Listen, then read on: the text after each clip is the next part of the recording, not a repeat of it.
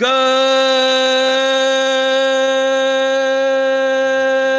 morning, Grinders. Hey, it's the DFS pregame show. I'm Jordan Cooper, a.k.a. Blenderhead, a.k.a. Blender HD. If people don't know that's Blenderhead, they matter. High definition blending. I don't know why you want to call it that. Or also the person that's hopefully on top of you in some of the contests tonight, yesterday. So I haven't been playing. I haven't been doing well. So you're probably on top of me the past week or so. And this is the show, if you didn't already know, the early show, the pregame show on RotoGrinders, where we review yesterday's slate and then talk strategically about today's slate, because it's NBA, and anything that I say right now may not even matter, right? 5 hours from now, doesn't matter. We're playing Spurs today, right? Got Aldridge, Pirtle's out, right? That type of stuff, right? Well, what else is going on? Let me take a look. We got Spurs. We got that Grizzlies, the Hawks game. That looks juicy. But who knows? Who knows? Someone sits. This guy's out, right? I'm doing optimal lineups here, seeing what's going on. But yesterday, we got to talk about yesterday, right? And before we talk about yesterday, you have to hit the like button, right? That like, the little like, and subscribe, and just hit whatever. Hit anything. And there's a big change if you know me when it comes to like and subscribe button. Everyone wants to keep the coffee hop. I'm sad to inform you there's no more coffee. There's no more coffee. You're hitting the like button to keep the apple juice cold. Okay, no more coffee for me. I can't drink. I got sick last Tuesday, stomach problems, and coffee is not good for your stomach. So no more coffee, no more caffeine. I can't have it anymore. Either that or I'll be dead. So there'll be no show anyway. So I don't think that's a good idea in the first place. So hit that like and subscribe button to keep my apple juice cold, right? Because warm apple juice, who wants to drink warm apple juice? Nice cold apple juice in the morning. I even got a banana. See, I'm eating healthy, right? So if you want to keep my banana soft, right, or whatever, I don't know, the banana's going to be fine in an hour from now, right? You don't have to do anything for the banana, right? But I got my banana, got my apple juice, right? Healthy. We want to keep our lineups healthy, right? I know we play DFS and we sit in front of computers all day, but we should try to get up every once in a while, right? So you want to keep your lineups healthy. You want to keep yourself hydrated, right? It's going to turn into a health show every once in a while, I guess. So hit that like and subscribe. If you don't want me to die, hit that thumbs up button. That's a good way to put it. Okay. So I'm on 3 times this week, and then next week, and I'm on all the time now, right? Hopefully I don't die. So if you hit that thumbs up button, I don't die. I think that's a good way of soliciting for likes, I guess. So we got the chat room going, right? YouTube chat. You can always post your questions in the chat on YouTube. Okay, any strategy questions at all. Doesn't have to do with yesterday's slate, today's slate, whatever. I'll yell at you no matter what, right? So we got Robert Gall here, Stephen Smith, Jose Flores, right? Let's see. Daniel Durango, soft banana. That's over 50 issue. Oh, okay. I'm 10 years away from that. So if you want to keep my banana hard, right, then you hit the like button. Is that what we should be doing? Should I even be eating on the show? Why did I even bring a banana? I have no idea, right? What's next? No cigarettes? Yeah, that's coming close, right? I'm weaning off cigarettes as well. So I got to stay alive. I got to stay alive for the pregame show. That's the only reason, right? You don't care. If it wasn't for this show, you wouldn't care about me whatsoever. But I give you the good strategy advice, right? Hopefully yesterday I was on crunch time over the weekend, right? For the premium members, right? If you're not signed up for premium, I don't know what you're doing. $40 a month, rotogrinders.com/premium. We have a crunch time show like a half an hour before for the premium members. And I said yesterday, the biggest decision that you're going to have to make is on Jokic and LeBron for your lineup construction on Draftkings. I guess on FanDuel as well, right? What were you going to do at center? And then are you going to play LeBron? Because I'm not sure at the moment of lock, at least, before we knew that Anthony Davis was out. I didn't know if there was enough good enough value to play both of them. So, but the center position yesterday was horrible. So, you could have played like Henson. You could have played Henson in that spot. You could have played, I guess, like a Giles, a Boucher, because Ibaka was out. You could have done that. But I think it was more of a priority to play Jokic yesterday than LeBron. Now, of course, LeBron put up 75 points at nearly 50% ownership in the $15 and across the board he was very highly owned. And then it's just a matter of what value spots did you use. So like Jeremy Grant, Norman Powell, that made sense. I guess a little Damian Lee, that was okay. I mean, once Jordan Poole was ruled in, Damian Lee's value went up down a little bit, I guess. You could have played Marquise Chris in the center spot, which is okay. I mean, he did okay. 34 points for his price wasn't bad. But really, from a lineup construction standpoint, is what were you doing with Jokic and what were you doing with LeBron? And we see across the contests that LeBron was much higher owned in the higher stakes contests. And this is going to be a recurring theme and on every show, not just today. That yesterday we had 4 games. We had 4 games, yet in the late games there was news. Anthony Davis sat. We got Jordan Poole in, although he was listed as probable. Dre was out, right? He got ruled out. So what were the late swapping possibilities? So I wanted to show, like, Kyle Kuzma is not a guy that you would have played like before the Anthony Davis news. But we see that in low stakes, only 13%. $15 shoot around, 19%. In the 555, 29%. People taking advantage of late swap. The sharp players do. If you're playing the low stakes contests, I mean, I'm assuming if you're watching this show, you take advantage of the late swap on DraftKings, not just for if one of your players is injured, but if news changes. So like Danny Green, another one, 9% in the low stakes. We see here, 19% in the higher stakes. Okay, taking advantage of late swap. We could also take a look at like Toscano Anderson over here. I mean, I guess, he was in the rotation anyway, even with Dre out. Jordan Poole, 9% in higher stakes, 5% in lower stakes down over here. Or Dragon Bender, I guess, right? Some of the Warriors guys because of that news. So that's why I like taking a look at the high stakes, mid stakes, low stakes, like a low stakes contest that like the sharp players, the high volume players can't enter. The $1.20 max, I can't be in. So I like seeing the difference. And that highlights the fact that I say all the time, if you're playing low stakes contests, be more inclined to go heavier on the late news than you would in the higher stakes. Because typically the higher stakes players react to it efficiently enough. Maybe not efficiently enough, but so much so that you may not get as much of an advantage on late swaps. That's why we saw LeBron move up in ownership. Because once AD gets ruled out, it's like, how could I jam in LeBron? How could I play Kuzma? How could I play like a McGee or something like that in my lineup? So you see that the sharper players take advantage of those spots. Now, obviously, you can't do them in lineups where you've already spent money, right? You already have Jokic in your lineup. You already have Beal in your lineup. You pretty much can't play LeBron, so you can't use that. But you could definitely use a Kuzma. You could definitely use a Danny Green, right? So that's why looking at this, going through, obviously seeing who you needed. OG Anunoby last night, right? OG Anunoby 7% across the board. No OG, no cash, right? When you're 5K and you put up 60 points, yeah, that's gonna happen. Some people play Boucher, he didn't do really anything, right? Howard, not so much. McGee, I mean, okay, I guess he got there, but I mean, take a look at McGee. McGee, higher stakes, 8%, lower stakes, 2%. So much more of an advantage playing at lower stakes. You play McGee at lower stakes, you get so much more leverage from someone that should be higher owned based on the situation, right? I mean, even if you take a look at LeBron, LeBron shouldn't have been just 40% owned in the N1. He should have been higher.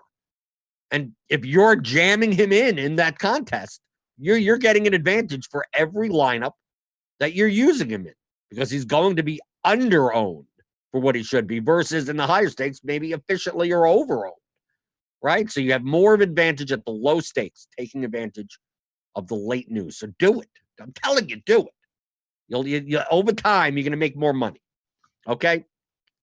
So in the chat, everyone's in the chat talking about the banana. What's wrong with the banana?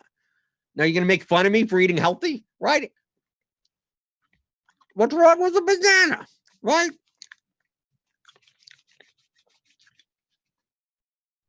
Wayne Stevens says, if your hard banana helps me, you're here. Okay, I guess so. I don't have a hard. See, it's not hard. The banana is fine, but the other banana, it's not hard during the show.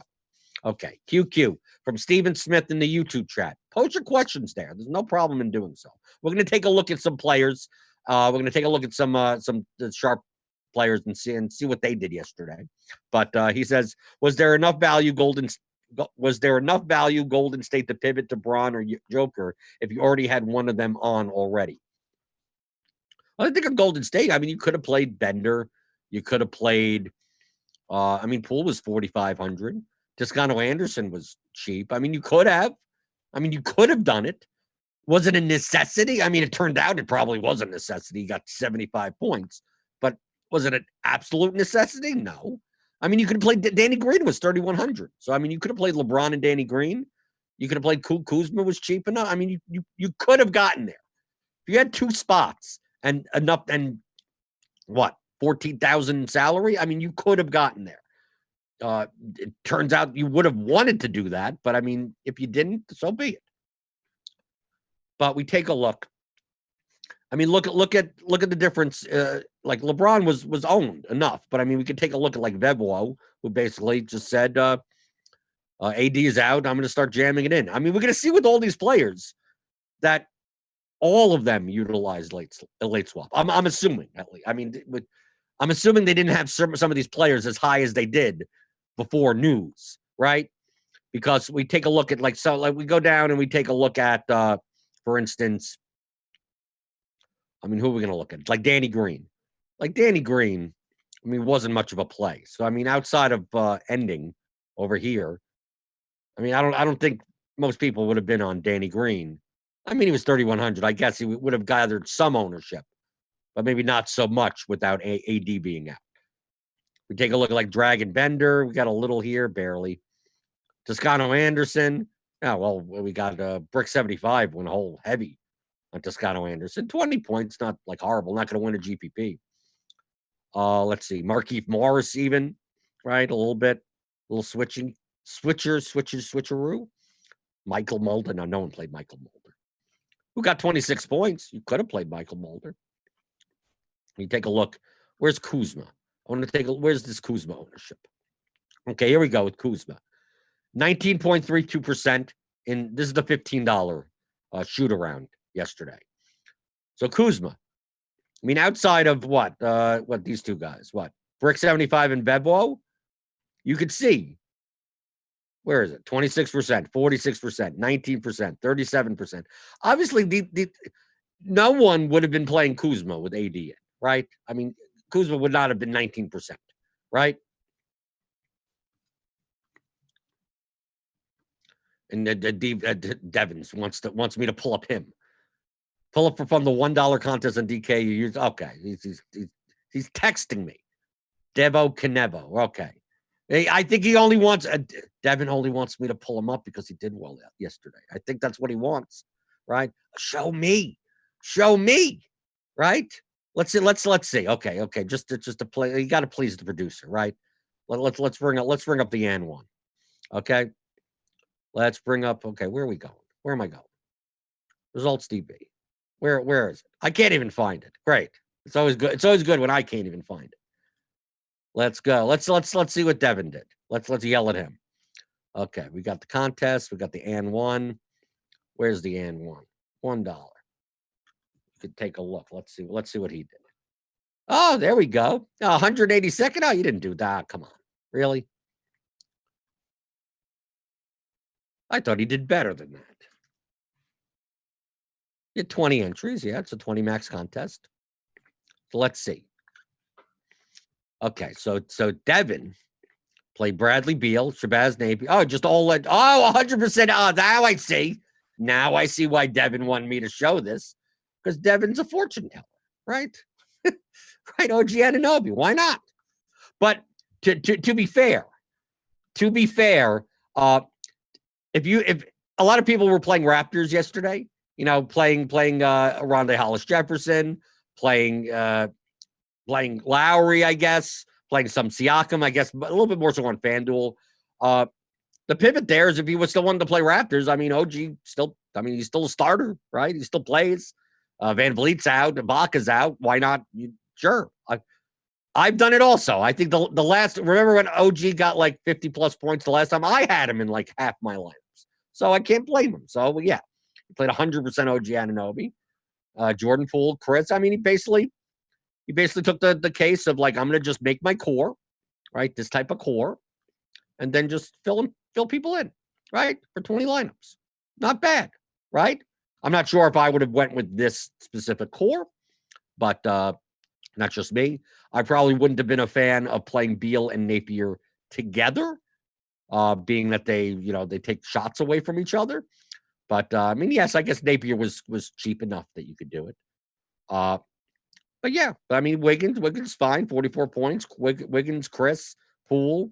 Yeah, to me, this core shares too much negative correlation. To me, for a large field GPP, like to play Wiggins, Chris, and Poole together, it's just like how they all have to get there. And Wiggins almost got there, 44. Chris was okay.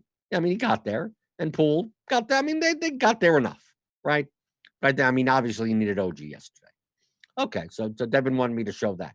So let me go to the real good players. I like to. Well, let me show you what the producer of the show did for his good day. Let's go back to the people that actually make money, right? Okay. A lot of people didn't like Beal. Was like from a lot of the sharper players. A lot of the sharper players went under on Beal, and I think on DraftKings rightfully so, given his ownership at what 9,900 at 40% ownership. I would have been under also, right? You had other options. I had no problem being at the field weight of like a Grant or a Powell. A lot of people went under on Lee. I get it also. It's like shooting dependent type of players that need to hit a lot of shots. Now, obviously, Beal is the highest usage player on the Wizards, but if he's going to be that high owned, that's why I take a look at Jokic at 23%. To me, that's a deal. Like, I get the reason why a lot of people went over on Jokic. But the like I said yesterday, with the center position being key, if you didn't play Jokic, what did you do? Because we take a look here at like ending 11% Jokic. So like where's he? What center is he playing? Right? Probably a lot of Christian Wood. Right? Christian Wood, Marquise Chris. Well, 9% there. Siakam is center eligible, so he could play. I'm surprised Rondae Hollis-Jefferson isn't center eligible, but I don't know. Siakam center eligible. RJ isn't center eligible, and one of them plays center and the other one doesn't. I don't get it. Maybe DraftKings changes it next slate. But you see a lot more Henson, right? Henson was fairly popular amongst the sharper players. He was most were over on Henson. We got most over on Lowry. Got some over on Jamal Murray. We got a little Drew Holiday over here, Jordan Poole. I mean, this is what you look at. You take a look, results DB, it's free on RotoGrinders. So go and take a look at some good players. I pulled out 6. You could anyone. Look at what we did. We looked at Devin's lineups. You can look at your own lineups. You can look at my lineups. You can look at anyone's lineups. You should be doing this every day. This is what I do every day in the morning. Just obviously without coffee now, right? Apple juice. The apple juice is cold. Still feels cold. That means you're hitting the like button, right? If you want to keep my apple juice cold, it's not as appealing, right? Keeping the coffee hot, I think people can get behind. People are like, yeah, well, I want to keep this coffee hot because no one wants to drink cold coffee. But it's like it's not going to get that cold, right? It's not like this is gonna just like oh, it's so warm, I can't drink it or anything like that. I don't know. Maybe the likes are gonna go down on this show. You don't get behind the cold apple juice movement, I guess, because you're not gonna see me drinking coffee. So I'm gonna have to find it. I'm gonna have to find a different shtick, right? If the apple juice doesn't work. Okay. QQ from Young Pup. How many players do you normally have in your player pool? It depends on the slate. There's no number. There's no, like, you could play 150 lineups and have like 16 people in your player pool. It could be a 10-game slate. You could have 20 people in your player pool. You could be a 4-game slate and you could have 30 players in your player pool. It really all depends on how much diversification that you want. Okay? Because you could take a look at even just the players that I brought up, like these 6 players. Like we look down, and like giant squid, if we just sort by this and just count, right? Right? If we count 1, 2, 3, 4, 5, 6, 7, 8, 9, 10, 11, 12, 13, 14, 20-ish.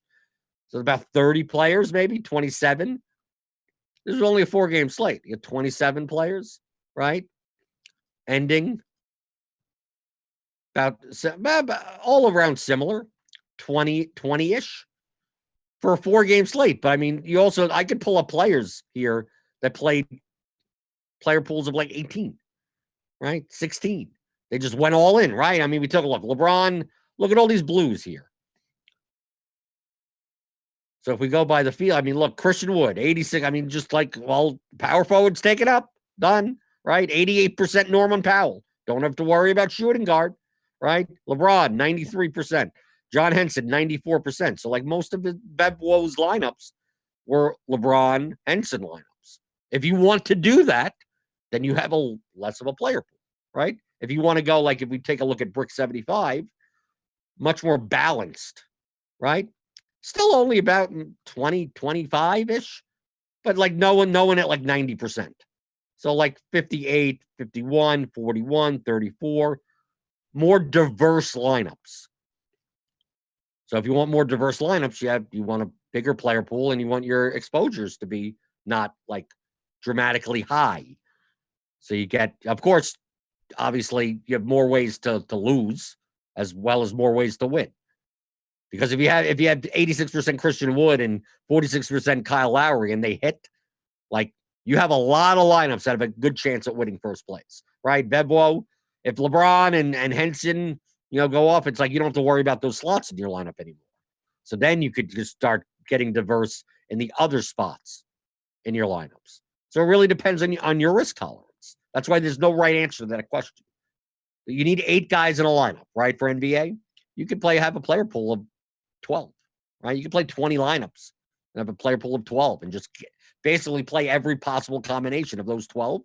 And if you got the right 12, essentially, like all your lineups are great. I mean, you could be first, 8th, 12th. I mean, you have a lot of outs for first place. But of course, if one or two of you guys dud, like all your lineups are dead. So it's really a matter of risk tolerance. Do you want to build tight core lineups that if you're right on those, you have a lot of outs on the other spots to win big. But if you're wrong on your core, then you have no shot of winning anything. So it's higher variance to play that way. So there's no right answer to how many people should be in your player pool. There's none. Certain slates, sometimes I find the amount of players that I play for my player pool, a lot of times depends on positional scarcity. So I'm looking for high probability plays. So like on yesterday's slate, I may look at and go, okay, let me include, like, what guys am I including in my player pool? LeBron, Beal, like I'm taking a look at obviously the higher owned guys, right? I'm taking a look at all of these and going, okay, I want to play a bunch of those. Who am I lacking? What positions am I lacking on? Like center spot yesterday, I thought was weak. I didn't think Henson was that great. I didn't want to play Boucher off the bench. I didn't want to Christian Wood in the center slot. Okay, I can. So like my attitude was, I'm just going to go heavy on Jokic. I'm just doesn't matter how many people are in my player pool. Like, am I going to just add centers that I really don't think are optimal or have ceilings in order to do that just to have more players in my player pool? No, I'm going to go. I think it's a weak position. I'm going to build a lot of Jokic builds, Jokic non-LeBron builds. Obviously, that wasn't good yesterday, but that's how I determine how many players are going to be in my player pool. Because I still need positions. If I go through and I go, okay, I'm going to include 20 players in my player pool of players that I want to play, and then I see I only have 2 small forwards, like obviously they're going to have to be in like all the lineups. And if those small forwards are like Danny Green and Juan Toscano Anderson, Like, I have to be comfortable right then. If I only have those two in my player pool, then I'm going to play at least 50% of each, right? If I don't want to play 50% of each of those guys, then I need to add more small forwards, right? I need to find someone to put there. Or maybe I go the opposite way. I said instead of having two, I just have one and just plug them in 100%. Who cares? Those are the determination factors that you should think of when how many players do you have in your player pool? There's no number. There's no right number. There's no, well, on a 10-game slate, you have this. And on a 4-game slate, you have that. It's like it all depends on your risk tolerance. How much diversification do you want to have in your lineups? And like on today's slate, we see that if you want to play a lot of Rudy Gay, small forward, 4,300, and you just say, screw it, I want 100% of them. Well, there's one slot in your lineup that you don't have to worry about. So your player pool can shrink further. You're just going to play 100% Rudy Gay, right? If you don't want to play 100%, now you got to build it. You got to build it even wider. So it really comes down to that. So if there are the more smash plays there are on a slate, probably the less your player pool would be because you're more inclined on smash plays to be over the field, to be overweight on them, which means they're occupying spots in rosters that you don't need other players for. So that's really what you should be thinking about when it comes to a player pool. Daniel Durango says cold apple juice and hard bananas, not only DFS content, but real life content, both invaluable. And I should not be the bastion of good health, right? Don't take my health advice whatsoever. Okay. Just because I'm eating a little bit healthier and cutting back on some unhealthy stuff doesn't mean you can't, right? That's what I should be saying, right? Because the more crap you put in your body, the less healthy you'll feel. Maybe your mind is whatever, and then you don't build good lineups. So I do better in the contests. But that's not the purpose of the show. I want to help you make good lineups, especially for the large field GPPs. You want to bank one of those, right? Take down 100K or something. Young Pup also says, thanks for the show. You're the only reason I even bought the premium package. Haven't made any money back, but still trying. Okay, you keep on going. It depends on what you're playing. It's how I learned. All I could tell you is that I eat my own dog food. So, like, I got RotoGrinders Premium, 4 years ago? When I started, I was a no one, right? And this is how I learned how to play. So, that's all I can tell you. I think it's worthwhile. I mean, I'd pay for it even if I didn't work for RotoGrinders. You do have a question. Jose Flores. What is the minimum you could put in a player pool and still generate lineups? Well, 8, right? You could generate one lineup with 8. If you have 9 in your player pool, I guess technically you could generate 8 lineups. It depends on the salaries, right? It depends on the positions and the salaries, obviously. You can't put 8 on this slate. We can't just put, I'm going to put Giannis, Harden, Young, I'm going to put all the 10K guys in my player pool. You can't generate any lineup. Yeah, you can only spend 50K. So obviously salaries matter, positions matter. That's why you have to look at those things. That's why I said yesterday, if I'm building, let's get his lineups out of here.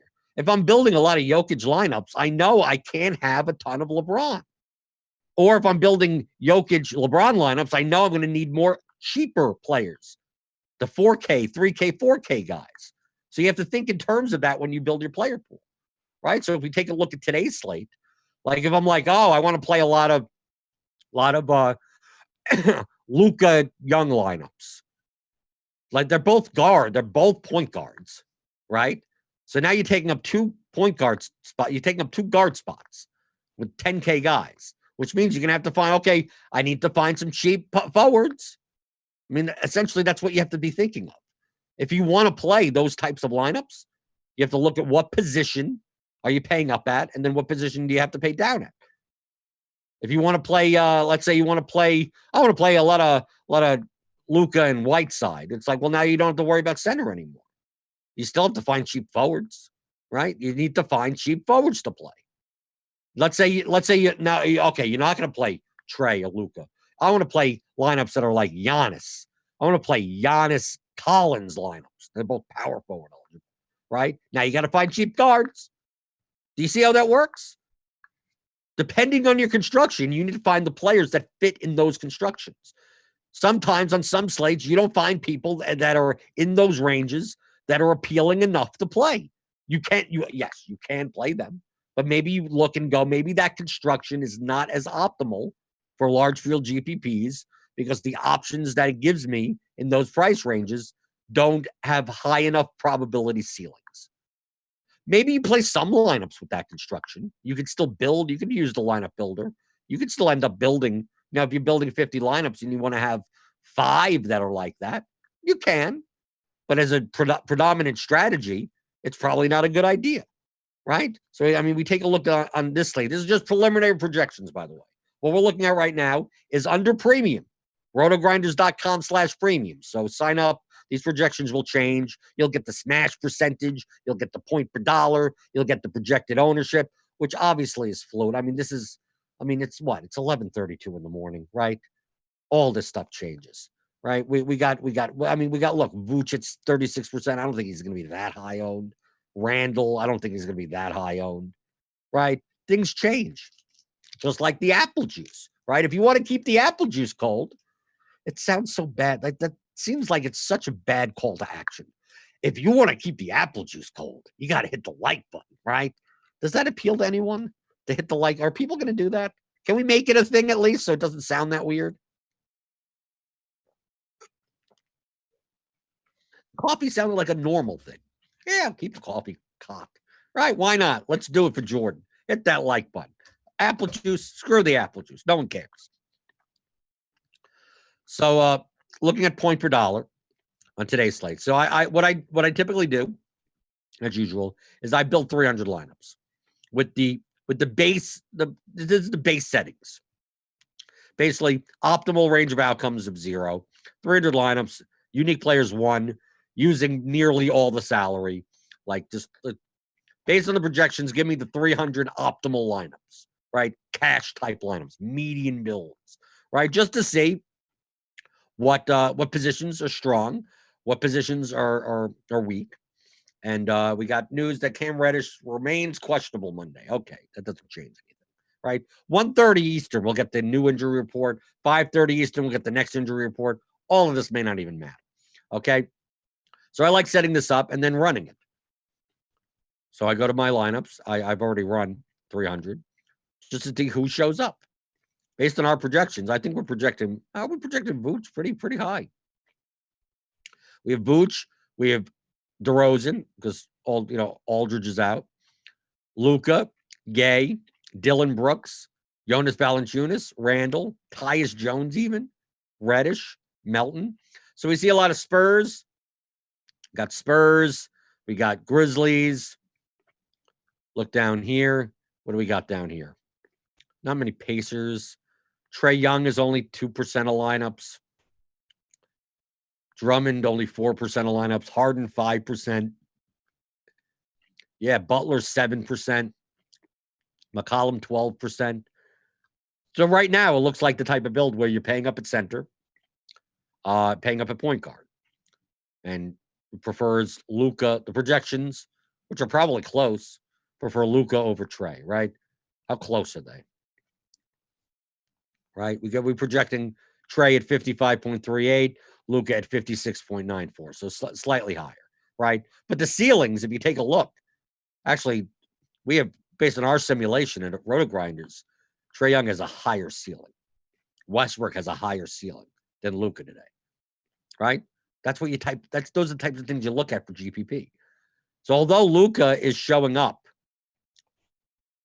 in a ton of lineups, which may be great. I mean, Luka's still great today. Why not?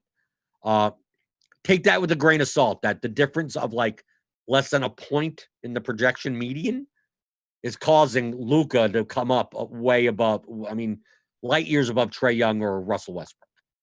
But from a ceiling standpoint, Luka could easily be Russell Westbrook or Trae Young. It still shows that pay up at point guard, right? Pay up at point guard. Small forward, DeMar Rosen is small forward eligible still, right? Right, yes, he's still small forward eligible. And you got Rudy Gay at small forward, okay? So we take a look at the small forward position. You got DeRozan, you got Gay, right? Most likely, I'm gonna think based on the current information that a Spur will be in a lot of lineups, small forward spots.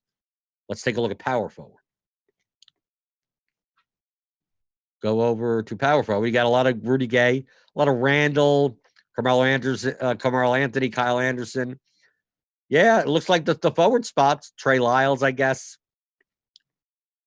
Based on our current projections, currently right now. Remember, 6 hours from now, this all could be nothing.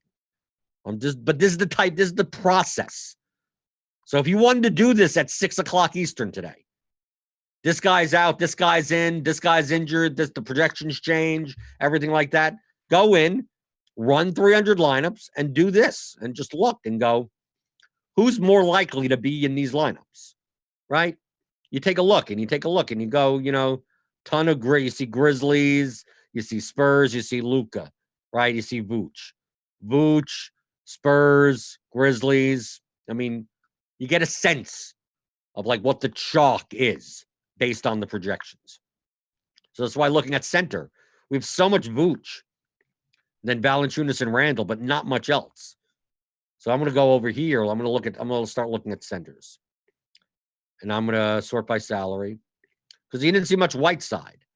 But I mean, it's predominantly because we're projecting Vooch actually for higher raw points than Whiteside. But even if you took this down, I mean, just from a point per dollar range, Vooch stands out better. But take a look at the ownership, though. I mean, remember, we're thinking about GPPs. If Vooch is going to be 36% owned, like Bam for 300 less is going to be 7% owned. Right? Porzingis. I don't know why. I don't think you'd play him at 8,600, but much lower owned. Sabonis. But similar ceilings. Like Vooch right now has a 63-point ceiling. But like Randall, 63. Valanciunas, 57. Bam, 58. Sabonis, 60. Right? Within it, I mean, $400 difference. So if Sabonis is going to be like, take a look. If the difference in ceilings between Sabonis and Vooch is not dramatic, I mean, Vooch has based on our projections, has a 36% smash rate. Sabonis only has a 25% smash rate, so it's obviously lower. Not ridiculously lower, but lower. But it's a 4-to-1 on ownership. Okay, so in a vacuum, it's quiz time. In a vacuum, Vooch at 36% owned with the 36% smash rate versus Sabonis at a 9% ownership and a 25% smash rate for GPPs in a vacuum, meaning we're not considering, any other factors in your lineup or correlations or anything. Sabonis would be a better play. And Sabonis is also eligible at 2 positions, which means you could fill 4 spots in your lineup, right? 4 spots? Yeah. Power forward utility, center, and then everything utility. So it becomes a little bit more valuable to your lineup constructions. So based on that ownership, like once this ownership gets closer, then Vooch becomes a better play, right? Now, Vooch is a higher probability play, but if he's going to be owned by a third of the field, how much relative value do you get from him versus playing Sabonis at 9% owned? These are the things that you should be looking at. So it's not a matter of, do you think Vooch is going to do well today? I don't think about outcomes. I don't know what Vooch is going to do today. I don't know what Sabonis is going to do today. All I know is that based on the projections that a quarter of the time, Sabonis puts up a score that is GPP relevant, that hits a target score, that will be in a GPP winning lineup. Vooch does it 36% of the time. We're not talking about 80, 90% of the times here. We're talking 36% of a third of the time, a little over a third, right? But he's also going to be a third owned, right? So basically, 3-to-1, Sabonis puts up a GPP ceiling. The ownership is 10-to-1 versus, 9%, 11-to-1. 36% is what? Like 3-to-1. 36% is like 2.5-to-1. I mean, like it's almost from an expected value standpoint in a vacuum to play Sabonis over Vooch. Even though if you were to ask me, who do you think is going to do well tonight? Who do you think is more likely to do better tonight? Vooch or Sabonis? I would say Vooch. It clearly, the projections clearly believe, based on the matchups, based on the totals, based on the everything, that Vooch is going to outperform Sabonis more often than not, but not more often than 36-9 on ownership. So these are the things you need to be thinking about for GPP. So whenever you ask a question about GPP plays, do you play this guy or that guy? Like, it's not a matter of who do you think is going to do well tonight. It's a matter of who is the more profitable play. Because that's what you're trying to do in DFS, is to make money. So who is going to be the more profitable play? So if you play Sabonis over Vooch and Vooch puts up a 70-point game and Sabonis duds, that didn't mean anything. That doesn't, I can't do that again. No, it's more likely that happens. But you don't win as much money when that happens. If you pick Vooch over Sabonis. But if Vooch duds and Sabonis goes off, you have a much higher advantage. You're going to win more money in the long term playing that way. So thinking in those terms. But now if the ownership was the same, then I would say Vooch. Then you play Vooch. You play the better play, right? You play the better raw, whatever. If Sabonis was the same price and all these figures are the same, you play the one with the higher projected score. I mean, that's simple. But that's why comparing it to ownership. That's why I look through these things. That's why I look and I go at small forward and power forward. If we're going to see, for instance, and here's a mistake that a lot of people make. They'll go down, they'll look at Rudy Gay, right, today, or something like that, right? Because he may be popular, maybe. And go, well, instead of Rudy Gay, I'll just play Gary Trent Jr. Or I'll just play Cam Reddish, or something like that. They'll look here. They'll look in this range. Right? This is what bad players do. I'm telling you what not to do. So what a bad player will do is go, instead of playing chalk Rudy Gay, I'm going to play Kyle Anderson. Not going to change anything else in my lineup. I'm just going to play a different 4.3K forward position player. The difference is that you're not getting that much leverage because the other 7 spots are practically going to be all chalk also. So in order for that pivot to be worthwhile, the pivot needs to dramatically outscore for their ownership the chalk player. So if Rudy Gay puts up, let's say, 22 points and Kyle Anderson puts up 27 points, and you got and Kyle Anderson is half as owned as Rudy Gay, like how many did you get that much out of it? You got 5 points at half the ownership. Big whoop. You ain't winning in GPP that way. Gary Trent, if he puts up 28 points instead of Rudy Gay's 18, you got 10 extra points, but the rest of your lineup has no leverage either. So you're going with everyone up the leaderboard, and then, you got that one spot. The one spot that you got the 5% owned guy instead of the 24% owned guy. But you only gained like 10 points by that. You're going to have to gain more than that to win a large field GPP. So even though, great. The pivot was okay. Great. But the rest of your lineup is it still doesn't have enough leverage. So instead of thinking in terms of who do I pivot to, thinking in terms of, well, if I'm not playing Rudy Gay, then maybe I just pay up at that position to get a different construction. So you're not stuck with a similar lineup as the rest of the field and then having to rely on that one pivot to go nutso.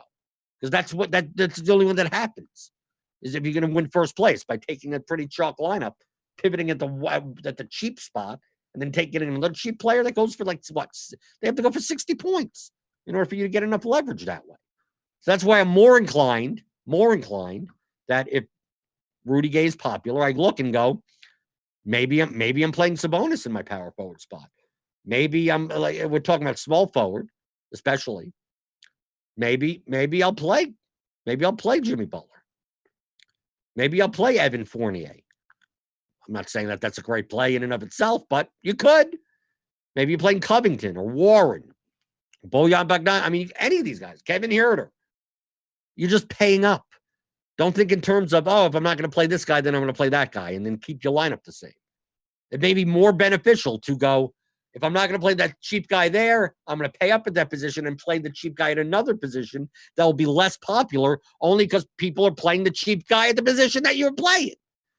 Right? If everyone's paying down at power forward and small forward, right, that means the cheap guards are going under-owned because they're already paying down at forward, so they're paying up at guard. So that's why I take a look at this slate in the beginning. And you see a lot, the better plays individually are at the guard spots, right? Young, Luka, Russell Westbrook, McCollum, even, right? This seems like a pay up at guard. Even Zach LaVine, if you want, 8,700. Donovan Mitchell against Cleveland, I guess you could go for. Jimmy Butler, DeMar DeRozan, who's small forward eligible, but he's still guard. He's still play shooting guard, right? John Morant, if you want. Yeah, looking at this, you see a lot of higher price guards. So they're going to be more popular. So if you could find cheap guards and pay up at power forward, it's like I'm not paying up at point guard and playing Giannis. That may be contrarian in and of itself. So you go, I'm going to play a lineup without these 10K point guards, pay up for Giannis. He's playing Miami, so maybe I play Butler on the other side, right? I play Butler, Giannis lineups, and then fill out the rest. In those types of lineups, you could play Rudy Gay. You could play Trey Lyles. You could play the garbage Spurs that are going to be chalk. You can't, because now you have a different construction. Now when you go up the leaderboard, now you have 16% Giannis. You have where's Butler? 18% Butler. They're not like low owned, but they're not like heavily owned. That if those guys do well, you don't have to worry about who did you pivot for on Rudy Gay. Now you could just play Rudy Gay. Who cares? Play him if you want. That's why thinking about lineups, not players. Who do I play? Now, what lineups do you play? What do the lineups look like? You play lineups in contests. You don't play players in contests. But going back to my the chat,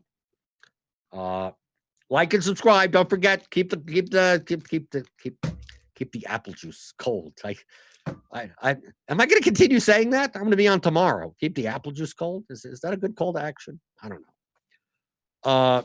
Let's see. Lineup HQ, David Owens. Thank you, David. I mean, this is from a while ago. But Lineup HQ is a phenomenal tool, whether you MME or play one lineup per slate. I don't know how people make lineups without it. Me neither. I don't. And it doesn't go down, right? I don't even, like, the past 3 years, like, I don't remember Lineup HQ, like, around lock time, ever going down, right? Sometimes it's a little slow. I at least have to, sometimes it could get a little, come on, I need to generate 100 lineups, and it's moving a little slow, but it doesn't go down, right? I got to throw in. Nothing's perfect, but in general, this is what I use. I eat my own dog food. I use Lineup HQ.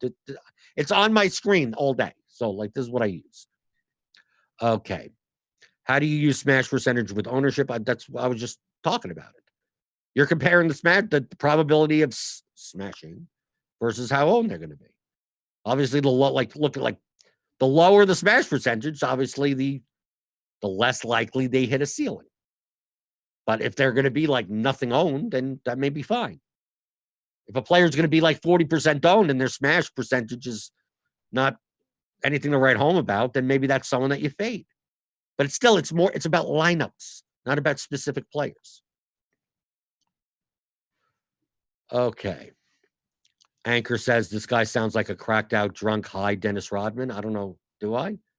I'm drinking apple juice. Does Dennis Rodman drink apple juice and eat bananas? I don't think so. Right? Did they do that? I don't know what that comment's supposed to be. Mike Campbell says he could have won a GPP. Coulda, woulda, shoulda, shoulda. Won a GPP this year, but of course I didn't have the extra 100 to get the Zubac. The one Slate Harold got ruled out. That's how good I run. You didn't have the 100. You should have borrowed it. I would have given you the extra 100. You borrow it.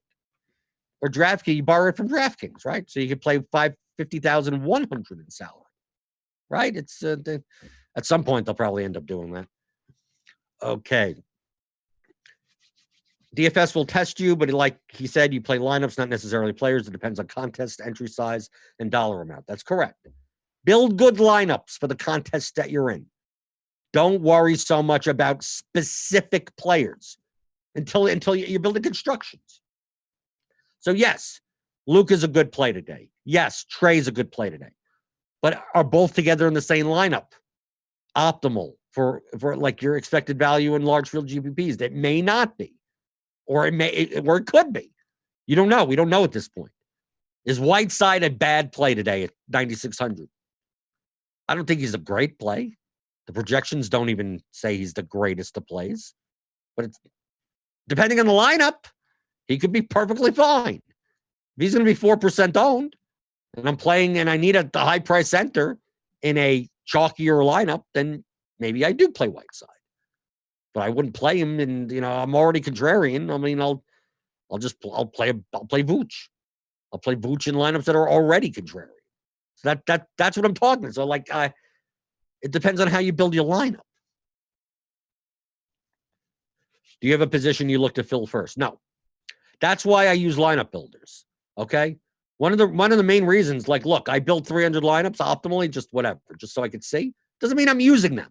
Understand, I'm not using these 300 lineups. This is just to see, based on the projections. Look, the first lineup is 290 median. This is 289.06. This is 288.97. This is 288.97. This is 288.93. It's just going to be it's just going to try to put together the highest median total, right? Based on the projections, and give me the top 300 of them to see who's in them. I do this just so I can see what the constructions are. So I see and I go, look, pay up center, pay up point guard, right? Pay up center, pay up point guard, pay up center, pay up point guard to see what the constructions are. And then I could go, well, people are paying up at point guard and paying up at center. How do I pay down at center and pay down at point guard and pay up at power forward? That could be a viable route. Is it something that I do today? Maybe, maybe not. I don't know. But this is what I'm trying to assess. I'm looking at the whole lineup, right? I'm looking at this lineup going, come on, click away. Okay. Do I want to play Tyus Jones today? Probably not, right? Probably not. So it's not a matter of do I play Tyus Jones or Dylan Brooks. I'm just okay, pay up, pay down, pay up, pay down. Jonas Valanciunas, okay. Double center, Vooch, Valanciunas. Vooch, Randall, which is kind of a center, a power forward center. I'm not seeing many cheap power forwards other than Rudy Gay, right? I mean, you could see that all over here.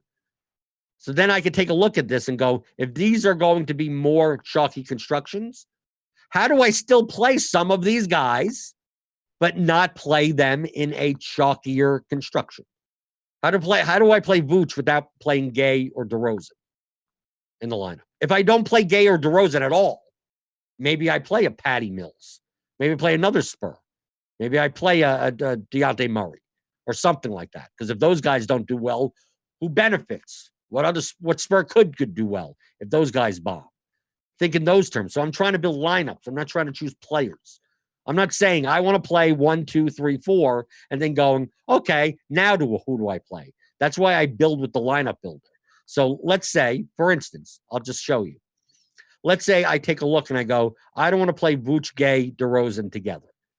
That kind of and Luka, right? I'm just doing this as an example. Let's say I specifically don't want to play any of them together, right? I don't want to play anything close to that construction. So I'm building a group that says just most one, max one. Okay? Now let's build. I'm only going to build 100 just to save time. Okay?